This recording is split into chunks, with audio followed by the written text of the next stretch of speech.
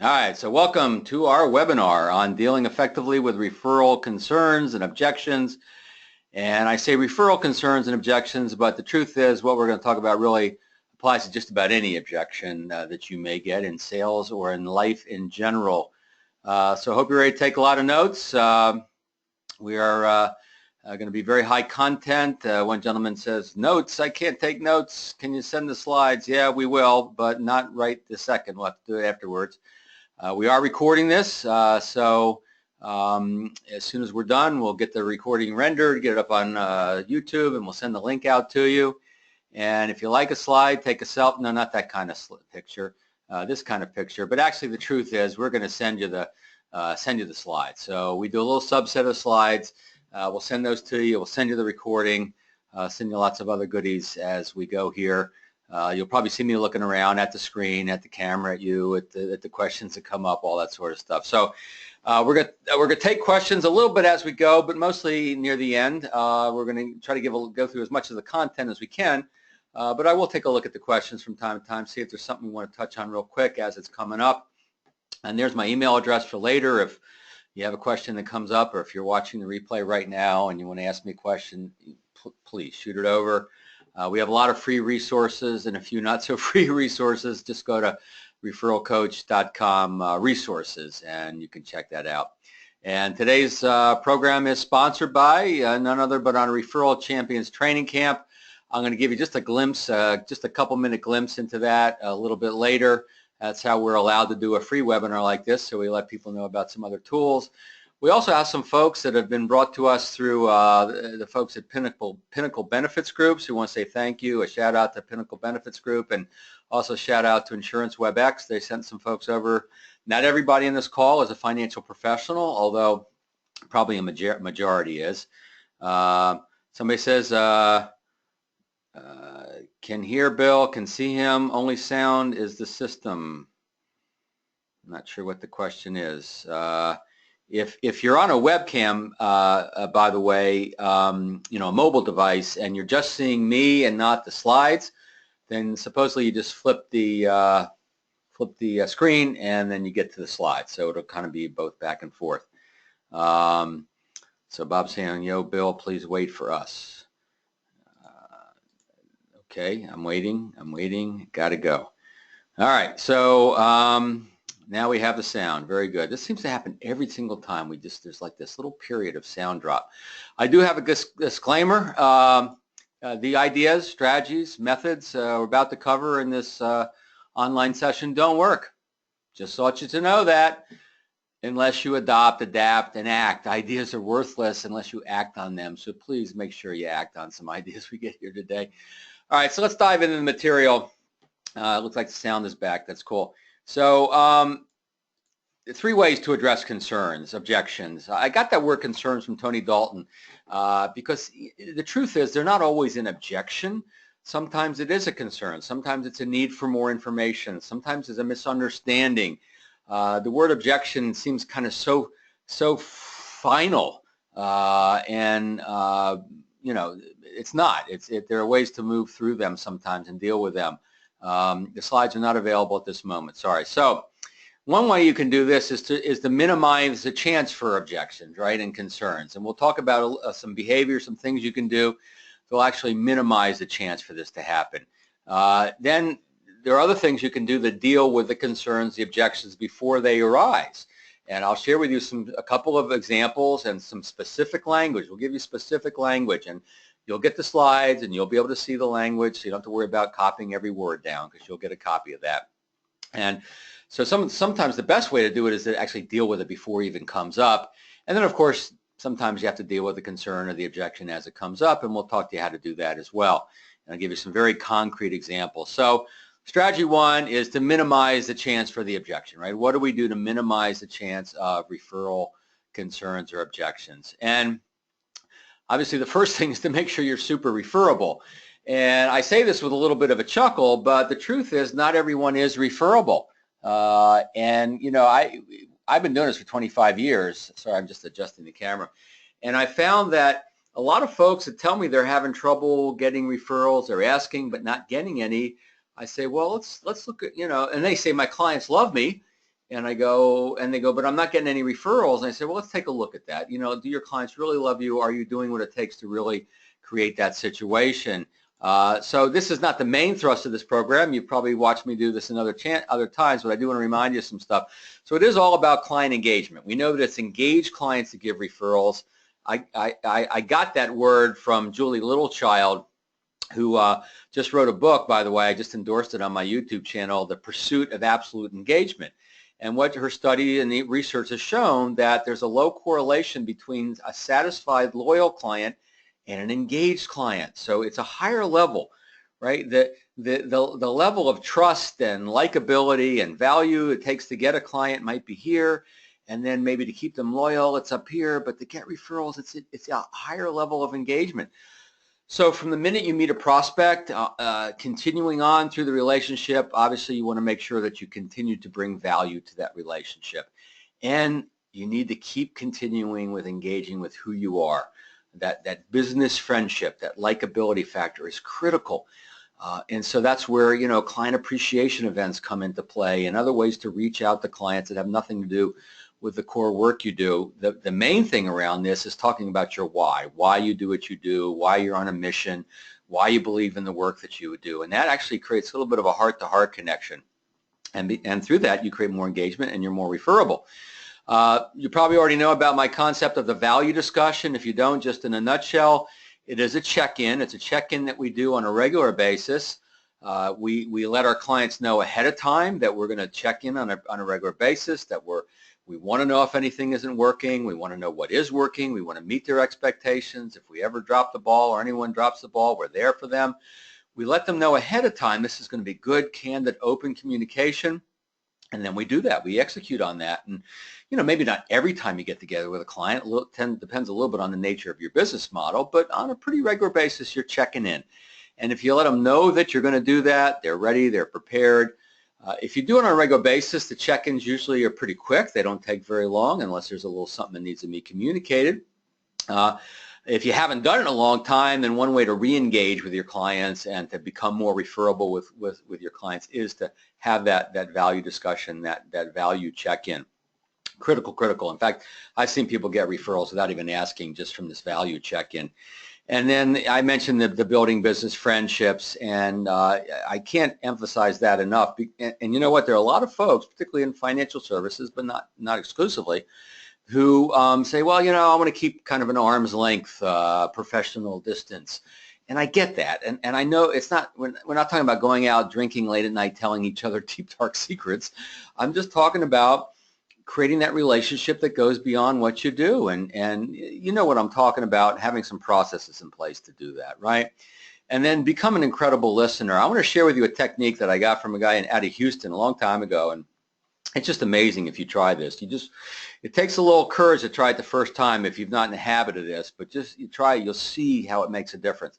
Because most of us listen to respond, right? We're kind of waiting for our turn. Clients telling us about a vacation in Hawaii, we want to tell them about our last vacation in Hawaii or whatever, right? They tell them about our dog, we want to talk about, our dog, etc. So rather than listening to respond, especially given the work that you do, listen to understand. And so what this guy taught me was, what he does is he listens. He'll ask some questions, learn about the client, and he'll just listen. And okay, yeah. He says, let me see if I got it right. And he'll write it down. So you told me that you want this, or this is important to you, et cetera, et cetera.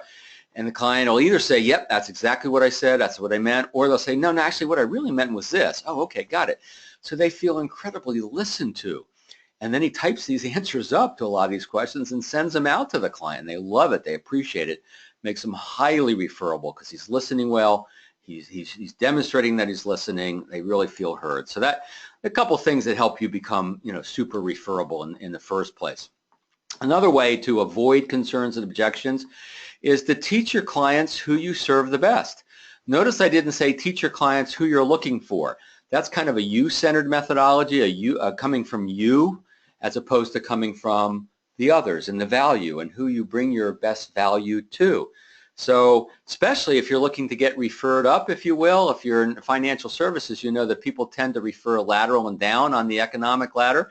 And so if we're looking to get referred up, it's all about teaching, right? First of all, you got to be clear on who you want to meet, who fits your practice, who fits your processes, what's the kind of work you really love to do, and teach them that.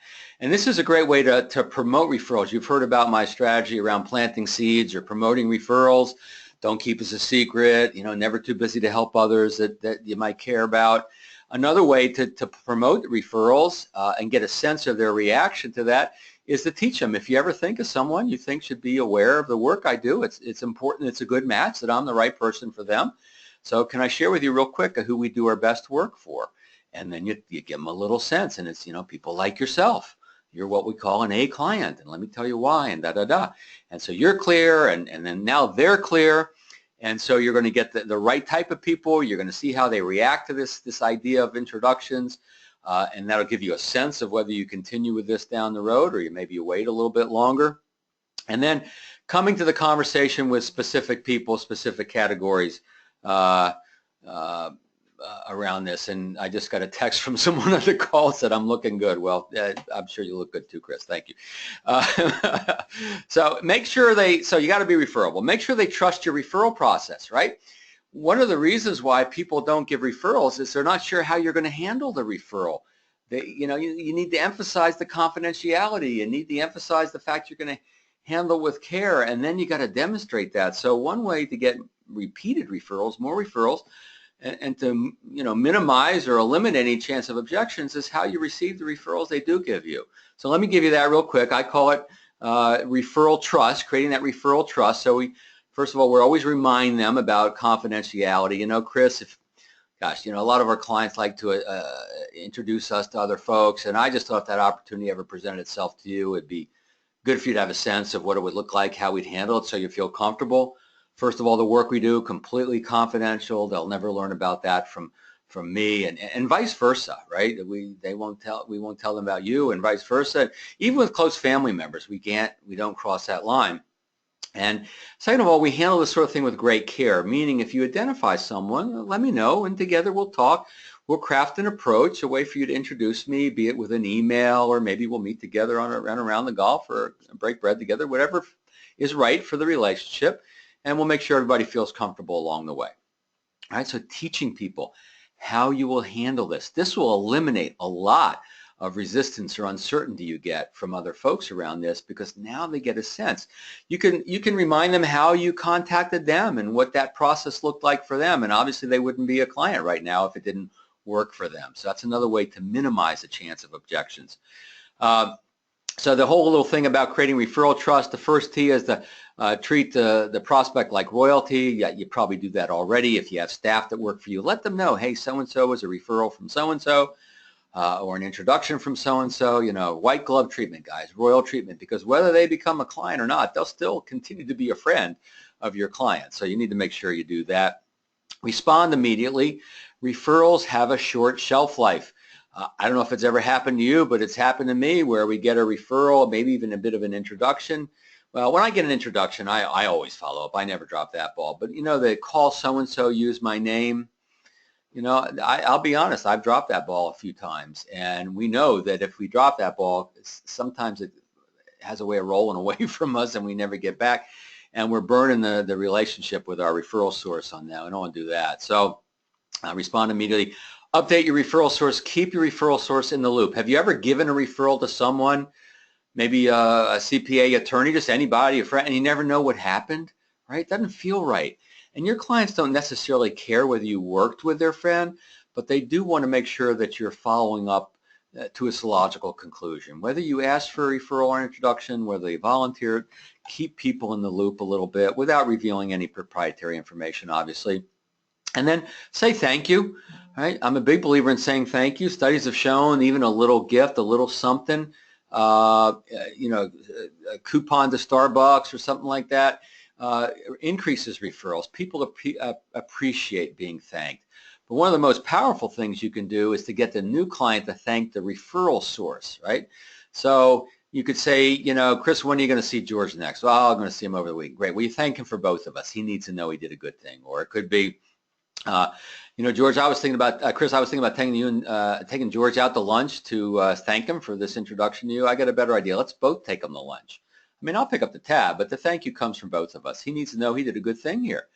And now you got new happy client meeting with happy old client, right? And saying thank you and singing kumbaya, and everybody's happy, and you become super referable in the eyes of both of those individuals. So a lot of things we can do to make sure that we don't get the concerns or objections in the first place, right?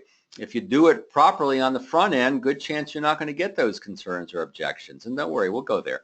The last one is, I mentioned this briefly, is suggesting names and categories, and that's coming prepared and not winging it. This is one of the biggest mistakes that people make, is they go, who do you know we can help, right? Who do you know we can help? And you throw out the whole universe to the client or the center of influence, and they don't think of anybody, and it fizzles and it goes nowhere.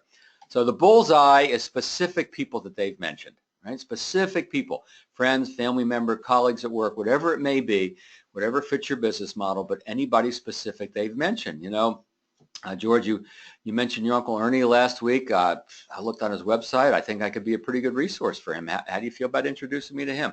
Could be as simple as that, right? Just start narrow, start at the bullseye, and then grow and expand out. Could be specific categories. It could be categories of people in their life, like, you know, the guys they play golf with, or the gals they play golf with, or whatever, or money in motion, or life events, all the trigger points, right? All the trigger points that put someone's radar up a little bit for the work you do. And so bring that to the table, and you can bring both of these, right? George, you know, I was hoping we could brainstorm a little bit. I've got actually a couple ideas I'd like to run by you just to see what you think. When you come prepared and you let them know you've come prepared, I guarantee you will take some of those concerns and objections off the board, like, I can't think of anyone. Goes off the board. You already let them know that you've thought of someone. Now, if they're not comfortable doing this, it'll be apparent, so you don't have to worry about hurting the relationship here. LinkedIn's a great tool. We've done webinars on that in the past. We'll do them again. But we know that we can use LinkedIn to identify folks in our clients' life, lists, directories, people in their industry. You can go to a client, and let's say she's on the board of directors of an industry, and you say, you know, Rita, I know you're on the board. I got a list of the other folks. You know, I was thinking of reaching out to them because I could probably be a good resource for that. I mean, gosh, if you were me, who would you not contact, right? And they'll say, give me that list, and they'll say, oh, don't call him. He's a jerk, you know, blah, blah, blah. So coming prepared, having a little fun, and then you can throw it open to the whole universe if you want. Right? Then you can say, well, there's a couple ideas I had. Gosh, who are you thinking of? Who do you think should know about what we do? Who do you think deserves to make an educated decision like you're making here today? So then you can open it up, but don't start big and try to get narrow. Start narrow and open it up, and you'll have much more success, fewer concerns, fewer objections, you name it. Take a breath, a little sip of water. I got a kick out of, I think it was Bob asked if this is live. Because a lot of people do pre-recorded webinars. They'll actually record the front end and then they'll hop on for questions, but the rest is pre-recorded. You can probably see it from my style. You know, this is what you see is what you get here. So dealing with objections before they arise, very powerful. A lot of people are a little reluctant to do this. The fear is, well, aren't I going to put something into the conversation that maybe doesn't need to be there? Well, possibly. But you'll see what I'm talking about here. So if you have reoccurring objections, if you have objections that you get on a pretty regular basis, it could be referral or not referral, just any kind of objection that you get, then it's usually best to bring it up. And you could say, you know, if I were in your shoes at this point in time, I'd probably say, you know, this is a lot to weigh, a lot to think about. I probably ought to think about this and be careful. Tell me if that might be. They'll either say, well, yeah, it is a lot, or they'll say, no, I got it. Okay, right? So you it shows empathy, which is always a good thing to do, and then you get to nip it in the bud, and you do this by foreshadowing. Foreshadowing is something that's used quite a bit in the sales, the client acquisition arena. It comes from the movies, right? Here's a picture of foreshadowing in Star Wars. Luke, I am your father. Well, here's another way to foreshadow, right? So let's say a recurring objection, especially if you're going after higher net worth individuals, is he's already working with someone, or they're, all my friends are working with someone, or some variation on that. I'm going to give you a big script here, and I'm not saying, you're not going to be able to copy this all down, so don't worry, you're going to get the slides and all that. Let me, hold on one second. I got to do something here. Okay. So, so I can read this. So, I'll just read it. I'll give you a sense of what, what it might sound like, because it's really all based on, how you say it. It's not so much the words I've written here, although if you like these words, great. It's really on how you deliver it. So your words may be different. That's why I say adapt, adopt. So, Bob, one thing I just want to mention before we get going with the first item on the agenda, many of my clients like to think of other folks who they think should at least know about the value that I bring to the table, but aren't sure how to introduce me because they kind of assume their friends or colleagues must already be working with someone. And you know what? The truth is that most people I bring on as clients these days are working with someone else before I'm introduced to them, as were you. So here's all I ask. If you think of someone who you think should at least know about the work I do, let me know. Together we can probably come up with a way for you to introduce me that feels comfortable for everyone. Fair enough? And they go, fair enough. So you've kind of nipped that one in the bud, have you not? Yeah, most people are working with someone. And you could add, you could say either they're either, they either weren't happy with that person and they just haven't been introduced to someone else they can trust, or sometimes I'll ask a question or share an idea and all of a sudden they realize that maybe they don't have the bases covered they thought they had, and that leads to a conversation. So all I ask is if you think of someone, we'll chat about it, we'll come up with an approach that feels comfortable. How's that sound? Sounds great, right? So remember all these different ways of kind of promoting and foreshadowing and doing it in a way of dealing with a potential recurring objection. We're also using this as a barometer. We're seeing how people react to this, and so then we know maybe whether we want to ask them straight out or not the next time. So let me get to the next one here. All right, so the next recurring objection could be, I don't like to give out my friends' phone numbers. I'm private. I don't like to give out people's contact information, right? You've probably heard that before. Now, that could be that they don't trust your referral process. If you're fairly assertive and or aggressive in meeting with them and trying to work with them, well, maybe they're not sure, right? We all have people who provide value to us that maybe we're willing to endure their style, but we're not willing to subject their style onto other people. Hopefully that's not true for you. So what would that sound like? A little something like this. I just got to manipulate the screen so I could see it. So, Bob, one thing I want to mention, over the years, I've had a number of clients identify people they care about, who they think should know about the value we bring, but we're often hesitant to let me know. More than once I've heard, I don't like to give out my friends' phone numbers. And I get that. I appreciate that.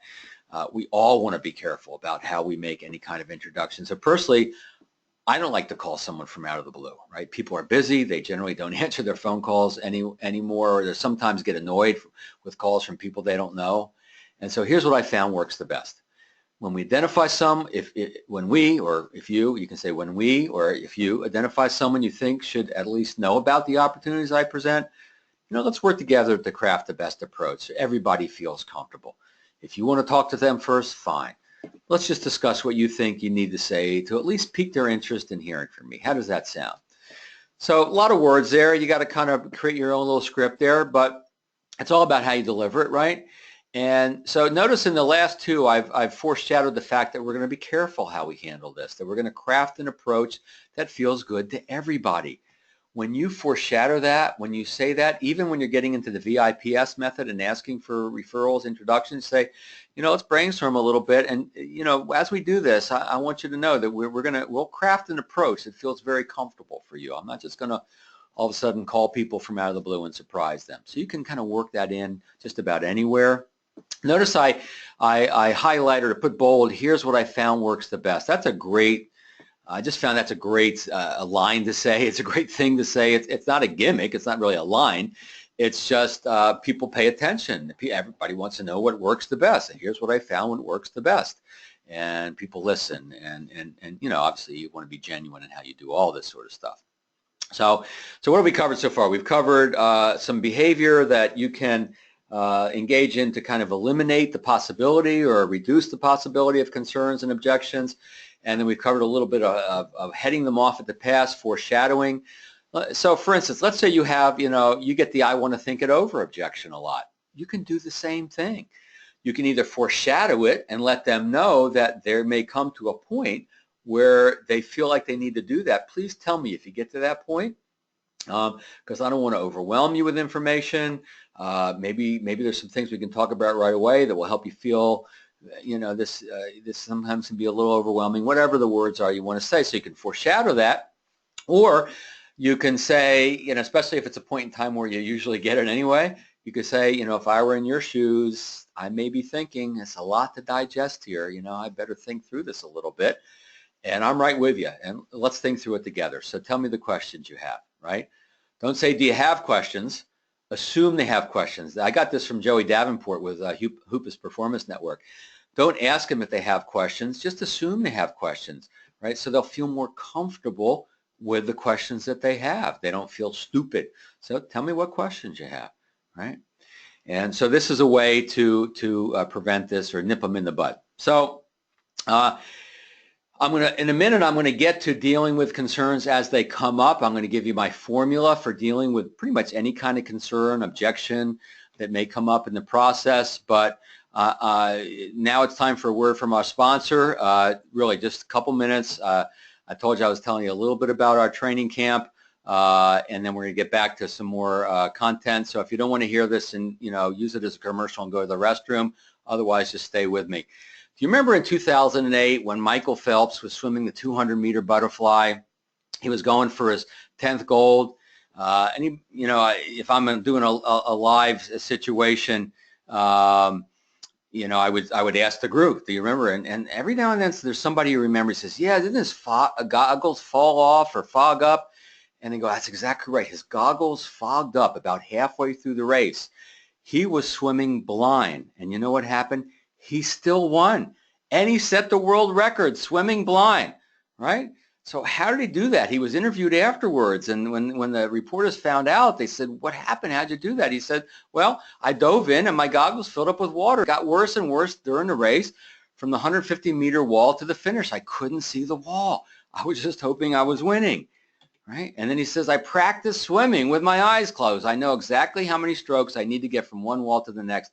I train for this possibility. Wow, what a novel idea. Actually training to get better at anything, particularly referrals, right? Look, building your skill, training, skill building, whatever you want to call it, it's not something you did.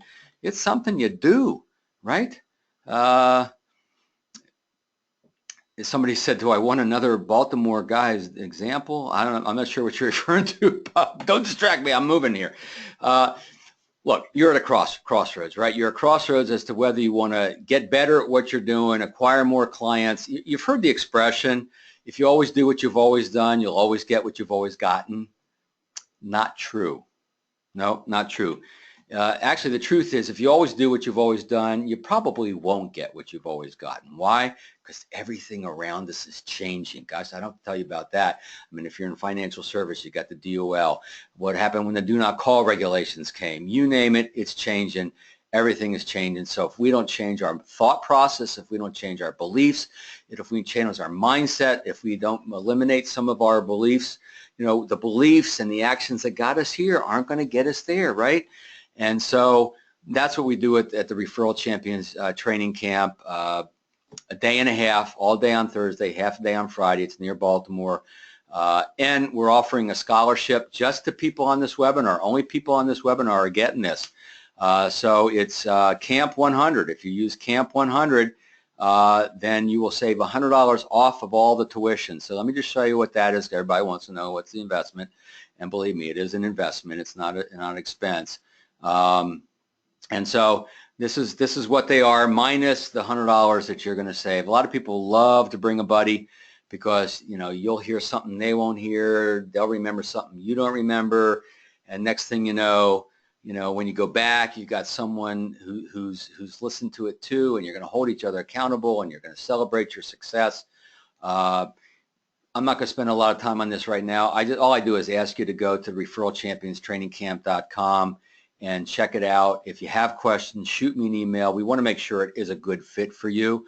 I've gotten on the phone with folks and we figured out it's a great fit. I've gotten on the phone with folks. We figured, you maybe not now, maybe next year, right? Or maybe we have another tool that's best for you. So I really want to be a good fit for you. But we're going to immerse yourself into this entire process. And I'm writing a new book on value proposition.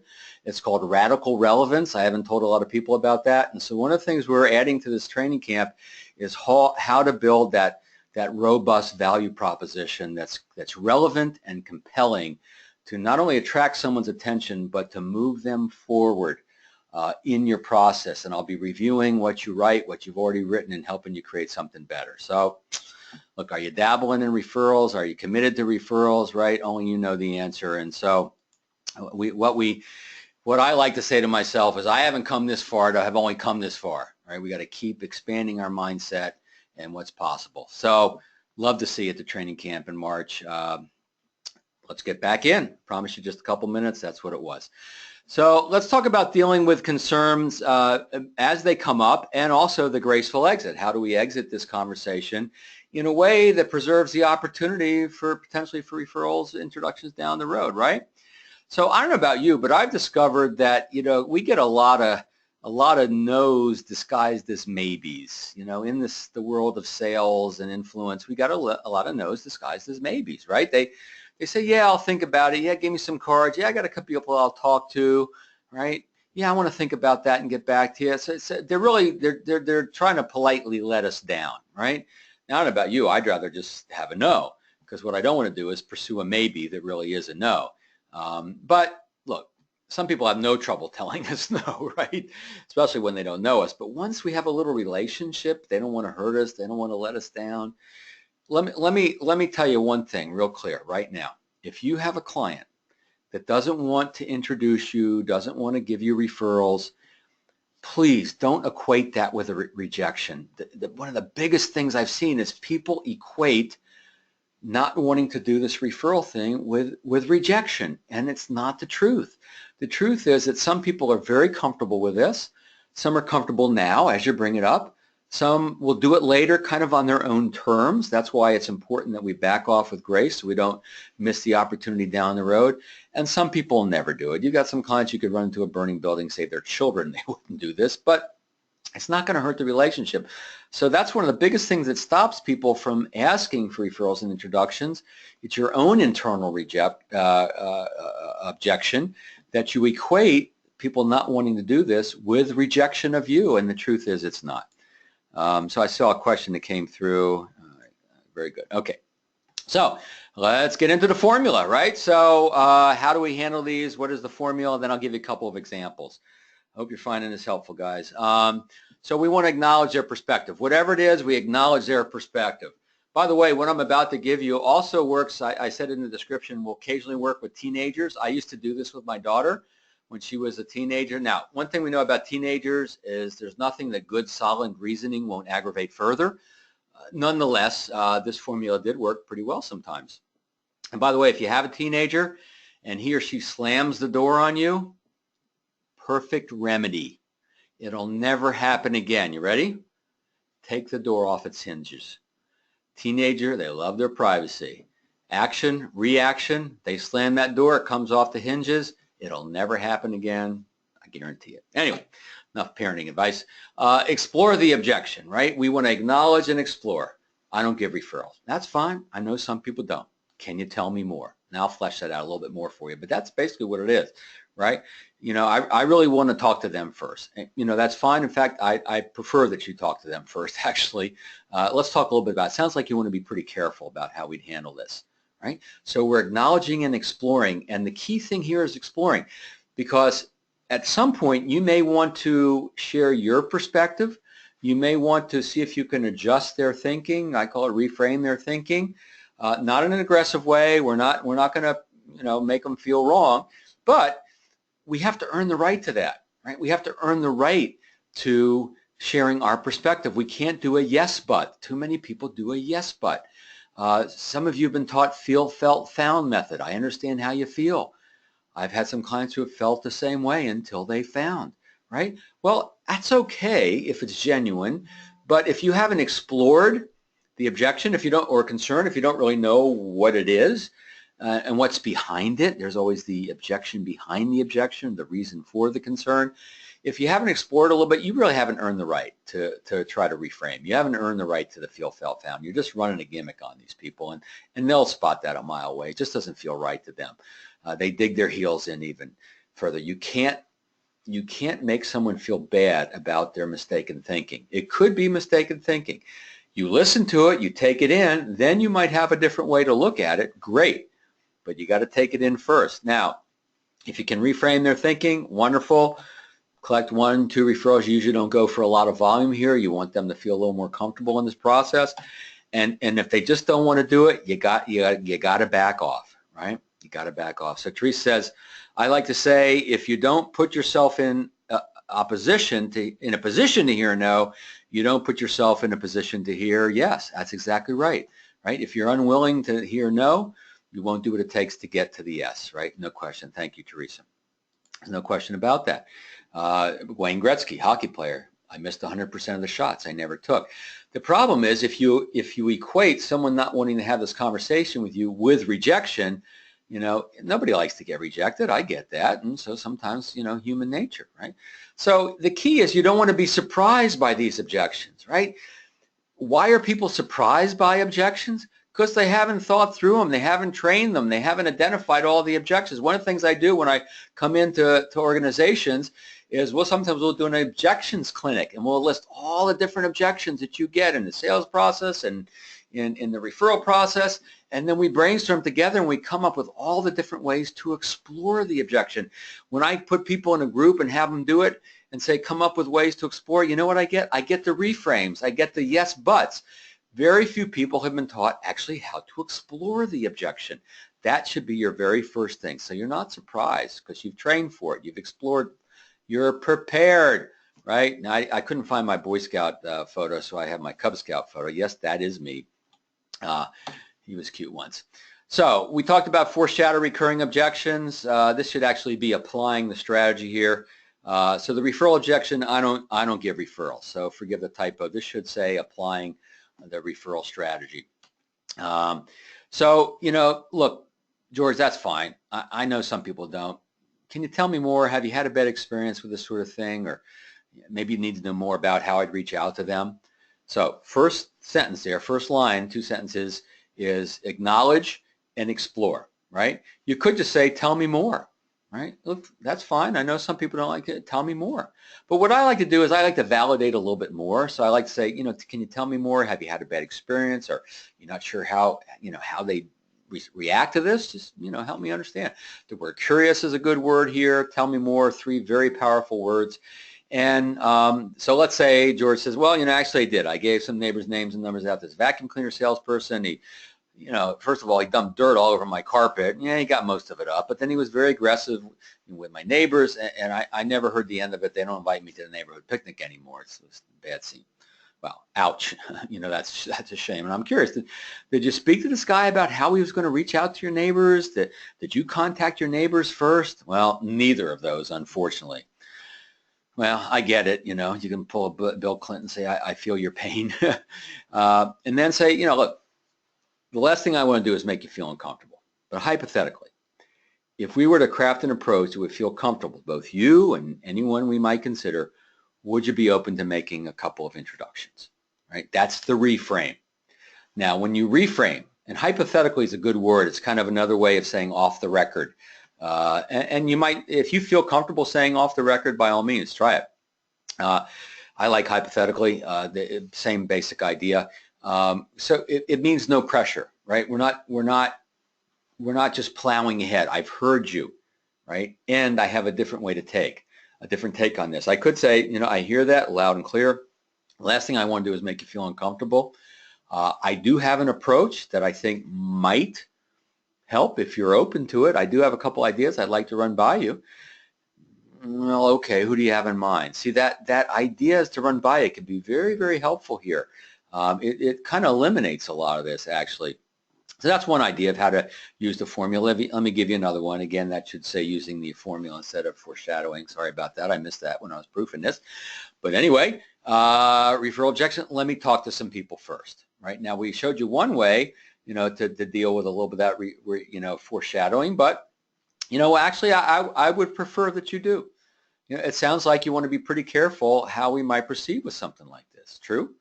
Yeah, absolutely. I'm not sure how my friends would react, right? So I'm acknowledging and I'm exploring, kind of in the same basic sentence here. And you say, look, it makes sense. As I mentioned, I have a couple ideas I'd like to run by just to see what you think. Knowing that you can speak to them first, may we give this a little thought. Whatever we do, I want to be certain that you feel comfortable all along the way. What do you think? Well, I guess so. Who do you have in mind? Well, my first thought is this. You came to me because you were changing employers and want to discuss the financial ramifications of that move. And so why don't we start there? Who comes to mind who's changed jobs over the last year, maybe looking to do so sometime soon, right? So that's the reframe and how we move forward. In a minute, I'll tell you how to back off if they don't accept the reframe. But they feel listened to. We're empathetic. It's natural, right? We don't want to do anything that makes them feel uncomfortable. We tell them that. There is a way to be confident.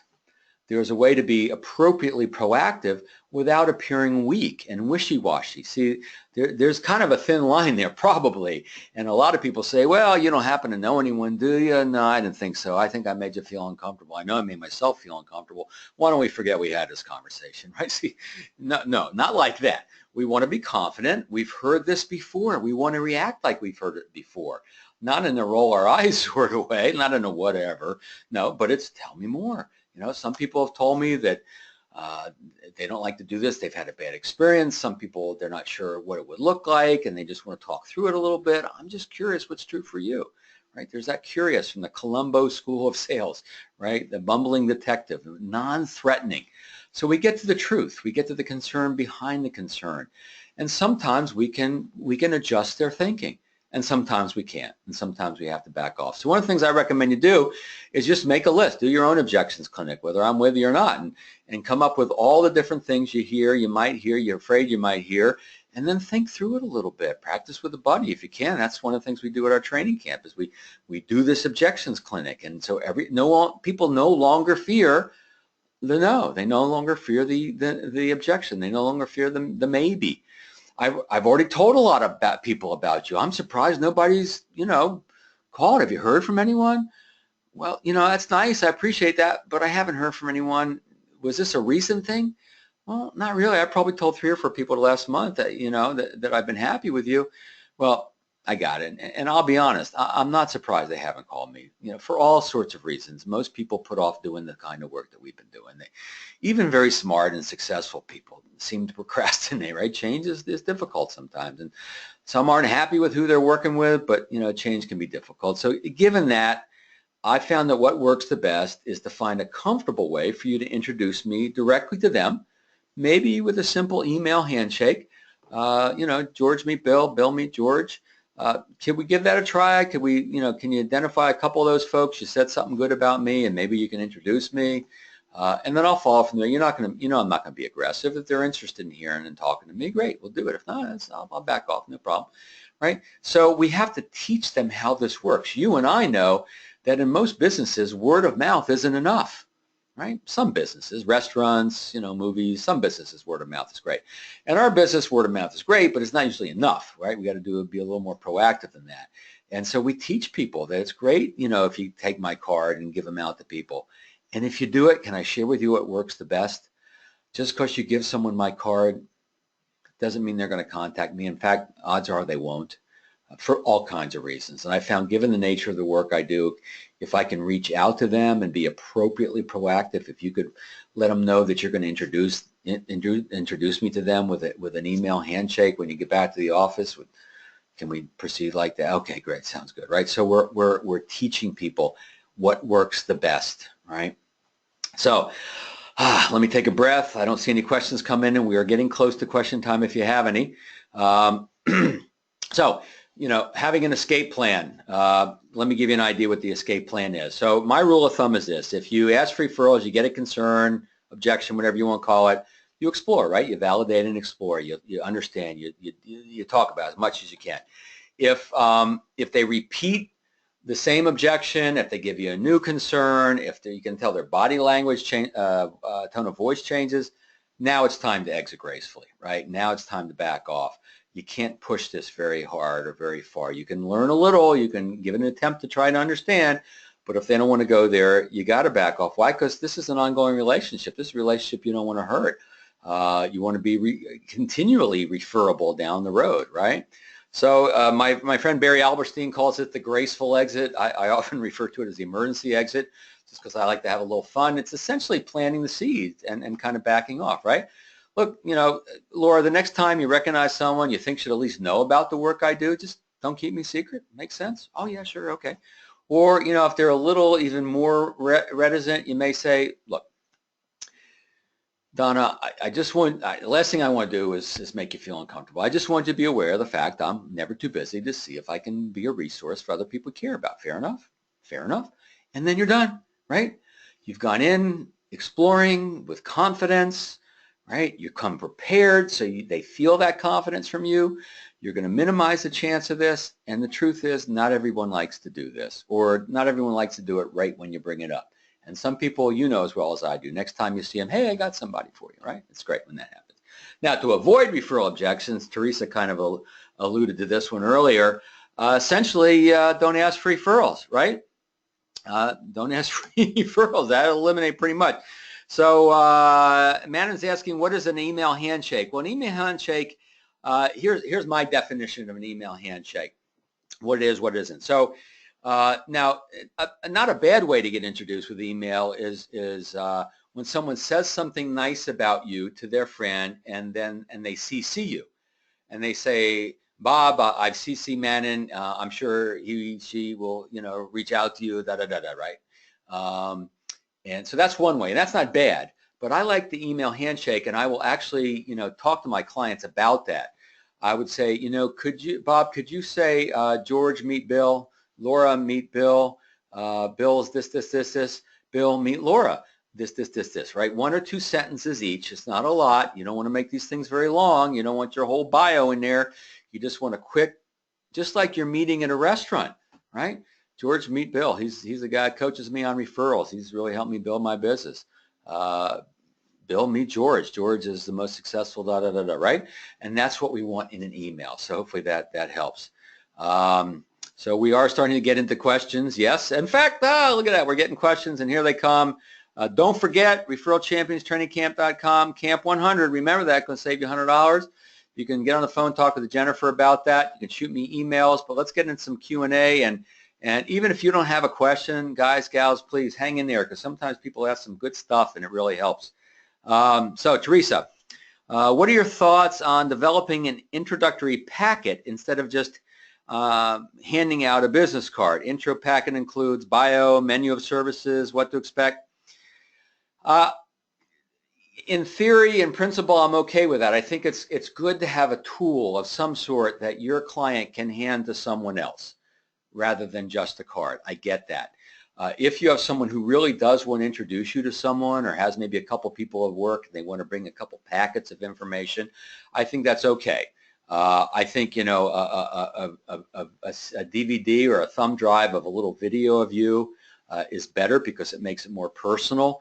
I'm a real advocate of using video. In fact, we're probably going to do a webinar sometime this year about how everyone, not just folks like me, can do video, but everyone can do video. I think one thing you want to be careful, though, Teresa, is not to put too much in there. You don't want to overwhelm them. It could be, you know, basic benefit statements. If you're able to put any testimonials or a couple of anonymous case studies in there, that's good. An article, perhaps, it might bring to life and kind of dig through a problem that they might have. I think that's good. If you know who they're giving it to and you can customize that packet for that person, knowing their situation, and maybe you have a couple of compliance approved articles or something you can put in there, all the better, right? It makes it more relevant. The more relevant your information, the more impact it's going to be, the more compelling. So how would you handle referrals that we get that don't meet our client standards? Hey, Sonia. Good to hear from you.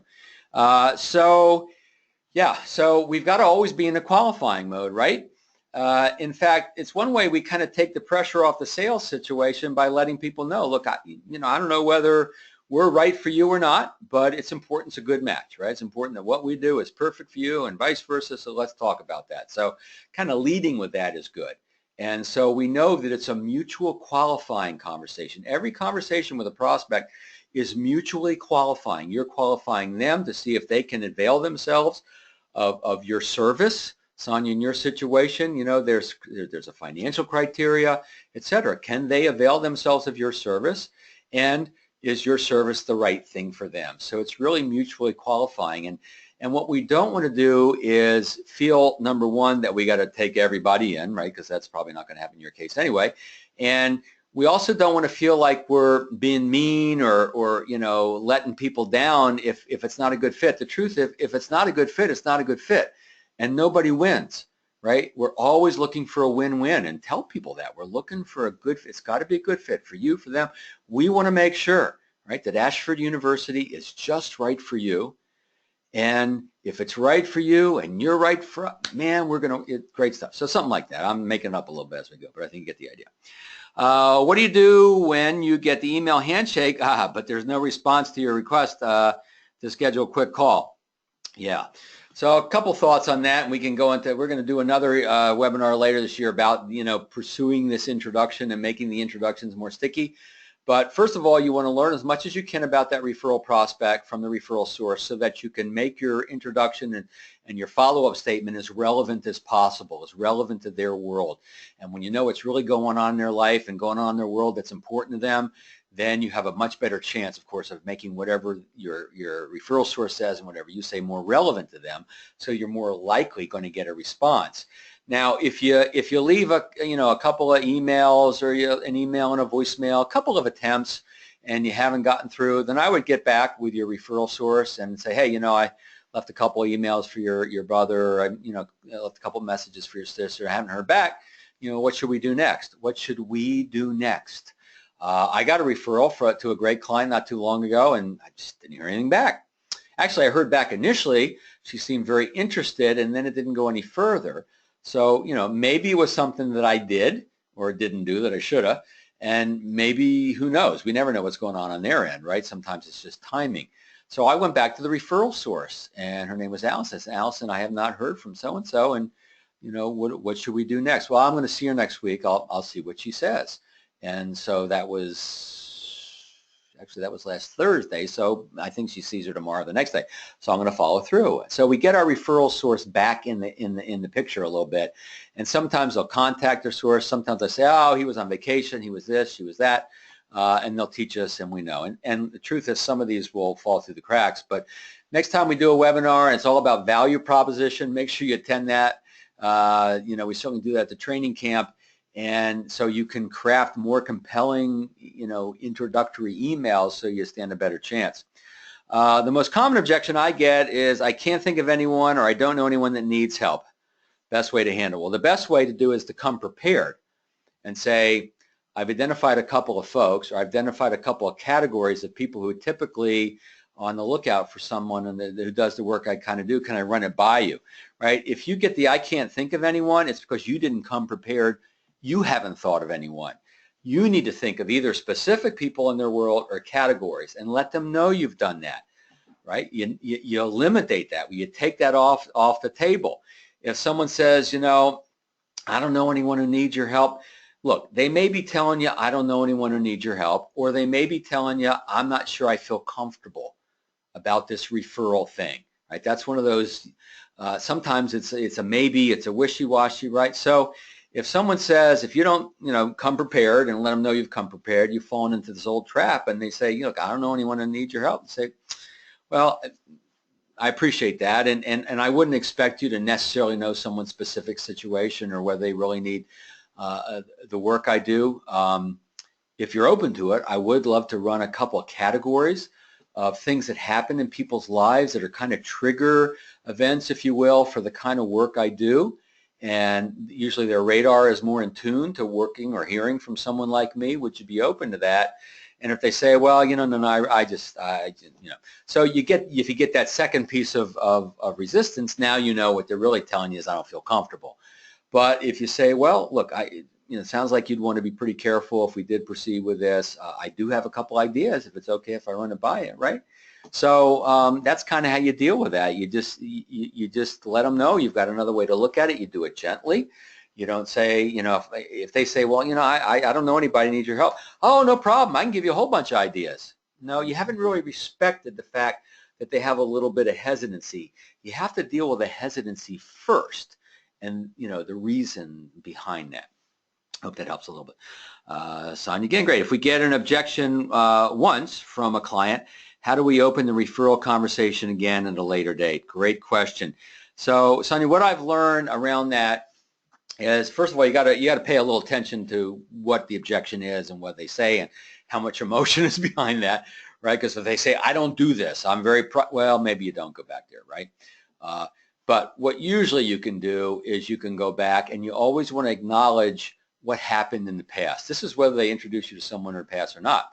You say, Sonia, about a month and a half ago, as you were going through this process and tried to decide if, you could get the financing, I brought up the idea of introducing us to a few folks, and you weren't ready. You were just getting to know our process, and I appreciate that. Now that you've had a better feeling of what we do and how we go to bat for you, and how we've helped you, create this, this important decision, I was hoping we could explore that again, if you don't mind. I do have a couple ideas, just kind of categories of people to consider, if that'd be okay. So you acknowledge what happened in the past. You can't not acknowledge it, because then they're going to think, oh, didn't they hear what I said last time? No. So you just acknowledged it, and you acknowledge that time's passed. You got a couple ideas you'd like to run by them. Would that be okay? You give them a permission to say no. Very important that you give them permission to say no. And they will feel not pressured, right? Hope that helps. All right, Earl says or asks, clients who have given me referrals in the past, how can I request more referrals without sounding like a pig? Earl, this is a perfect question that follows up Sonia's, because it's the same basic thing. You just want to acknowledge what happened in the past, right? And you got a couple ideas you'd like to brainstorm a little bit more. Now, you don't do it every single time, right? So when I was young, I had a dog, a little miniature schnauzer. His name was Happy. Name should have been Neurosis. Nonetheless, the only time we ever took Happy to the vet in the car was to the vet, right? So guess what? Happy didn't like to go in the car, because that meant vet. And so we can't make it look like every time we get together we're asking for referrals, right? And that's the only reason we're calling. No, we're always reaching out to people to bring value. We're reaching out to people to check and see how they're doing and how their kids are doing, and all the various ways we reach out to people. And every now and then, could be every other time or whatever, it depends how often you meet with someone. I mean, if you only meet with them once a year, then you're going to have contact in between, and at least at the review meeting you'll have this conversation. But always refer back to, right? Always respect and acknowledge that they already helped you, and then let this come from your mission to serve. Let this come from your personal why you believe in the value that you bring. George, that I'm passionate about this work. You know that I want to reach people before it's too late. And so I know we've talked about this in the past. I do have another idea I'd like to run by, if that's okay. Would you be open to just talking about this for a couple minutes, right? That's it. Let it come from that passion for the work you do. Earl, another one, good. Major centers of influence that I've given numerous referrals to in the past, but have not received any referrals. My clients have been very happy with my centers of influence service. But I'm looking for a little something in return. The return referral is less important than my current clients receiving good service. I get that. So, Earl, first of all, you have to, this is a whole webinar, but let me give it to you in a nutshell to the folks that are still on, a little over 100. The thing with centers of influence is that we've got to, first of all, make sure we agree on what kind of relationship this is, right? We've got to be a little more transparent and even formalize the conversation. You got to make sure you're referable in their eyes, right? If they haven't actually experienced your work firsthand, you may not be referable. Just because you've explained on an intellectual level what you do doesn't necessarily make you referable in the eyes of those centers of influence. So, if you can make them a client, which is always ideal, at least really give them a robust feel for your process. The questions you ask, the things you teach, all the ways you serve your clients, what your client service model looks like, make sure you're referable. Make sure that they're clear on who you serve the best, like I talked about earlier. You want to be clear on who they serve the best, so you send the right people to them, right? You want to make sure they are the same, and you see how they react to this conversation. You also want to talk about how you're going to introduce people to each other. The biggest mistake I found all around this is people don't really formalize this level of communication. They haven't talked about the expectations and what the introduction is going to look like. And so that when it doesn't live up to their uncommunicated expectation, then it feels funny, like what you're talking about. So what you want to do is you want to go back, and without being pressuring anybody, you want to say, Martha, I've sent a few clients your way. I've gotten great feedback, by the way. You really make me look good by serving them well, and I appreciate that. I'll be honest, I've noticed I haven't received any coming your way. I don't know whether you're telling people about me and they're just not contacting me, or gosh, maybe you need to know more about what I do so you'd feel more comfortable doing that. Can we talk about that for a minute, right? So I haven't made Martha feel bad for what she's doing, at least I haven't tried to, and now we see if they're open to it. And the truth is, especially when it comes to certain centers of influence like CPAs and attorneys, for instance, these are risk-averse people, and they're happy to take your referrals, but they're not always comfortable giving referrals. And people who aren't comfortable giving referrals, sometimes you need to boost their confidence in your process and feel good about how you receive them. They need to hear something good about you from a couple of folks. And then some of these folks just won't go there. They just won't do it. And you have to decide, can I find an estate planning attorney or a CPA who can do great work for my clients, who is willing to send folks my way when they can? Yeah, maybe you can. And so sometimes you need to change. Barry's got to run. Barry, great to have you on the call. I got to run too, guys. I hope you found this helpful. I just hope I see you at the training camp in March. This is the kind of stuff we do. We hash it out together. Great ideas, hopefully, for me, and I dare say great ideas from a lot of folks that come there to the training camp. We just exchange a lot of great ideas. So I'm trying to look at how to turn the recording off. But anyway, hope you found this helpful. Bill Cates at referralcoach.com. I'm here to help. We'll be scheduling another webinar soon. We'll let you know about it. Until then, who are you going to be introduced to today? Huh?